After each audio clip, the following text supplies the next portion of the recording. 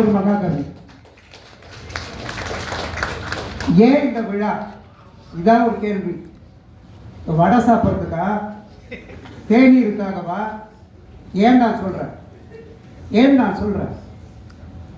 21 வயதில் தன்னுடைய எழுத்து வாழ்க்கையை தொடங்கிய பாரதி 39 வயதில் தன்னுடைய வாழ்க்கையை முடித்துக் கொள்கின்றார்.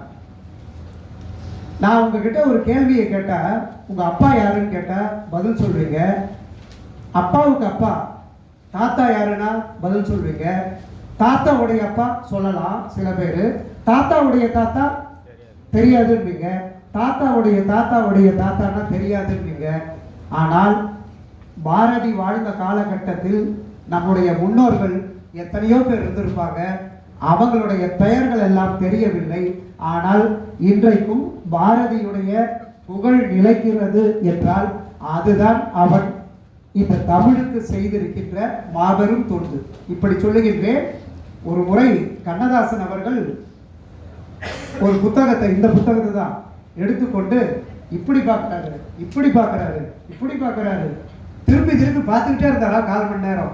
உதவியாளர் கேட்கிறார் ராமகண்ணப்ப, என்னங்கய்யா கவிஞர் ஐயா, திருப்பி திருப்பி பாரதியாருடைய கவிதைகளை பார்த்துக்கிட்டே இருக்கிறீங்களே? வேற ஒன்றும் இல்லடா, எத்தனையோ கவிதைகளை, எத்தனையோ கவிதை புத்தகங்களை நான் எழுதியிருக்கிறேன். ஒரே ஒரு புத்தகத்தை எழுதி உலக கவிஞனாக நிலைத்து விட்டானே, அந்த பாரதியை நான் நினைத்து பார்க்கிறேன் என்று சொன்னவர் கவியரசர் கண்ணதாசன். நான் இதை ஏன் நான் உங்களுக்கு சொல்றேன் அப்படின்னா, நான் சொன்னேன் 21 வயது முதல் 39 வயது வரை. ஏன் தெரியுமா சொன்னவங்களுக்கு?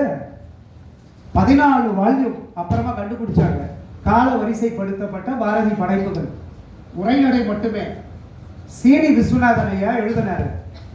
இன்றைக்கு சீனி விஸ்வநாதனுக்கு வயது 93.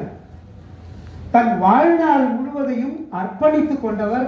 பாரதியை தேடி தேடி தேடி அர்ப்பணித்துக் கொண்டு ஒரே ஒரு சின்ன அறையில மட்டும் வாழ்ந்தவர் சீனி விஸ்வநாதன். இப்போ வாழ்ந்து கொண்டிருக்கிறார், அது வேற விஷயம்.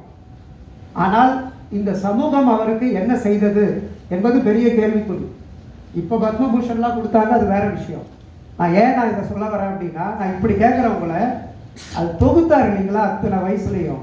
இப்போ உங்களுக்கு எவ்வளவு வாய்ப்புகள் இருக்கின்றன. நான் இந்த வால்யூம்ஸ் மட்டுமாவது பாருங்க. கால வரிசைப்பட்ட படுத்தப்பட்ட பாரதி படைப்புகள் என்கின்ற அந்த தொகுப்புகளை மட்டும் பாருங்க. 18 வருஷத்துல எழுதி குவித்திருக்கின்றான் பாரதி. அது மட்டும் இல்லை, ஒவ்வொன்றா ஆனால் நோக்க உரை அப்படின்னாலும் நான் பேசுகிறேன். இது ரொம்ப அவசியமான உரை. இது நான் மட்டும்தான் பேசணும் அப்படின்றது இல்லை. ஆனால் நான் பேசாவிட்டால் அதற்கு பிறகு அடுத்த வருடம்தான்.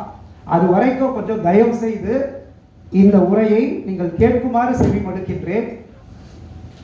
பாரதி ஏன் தெரியுங்களா? பாரதி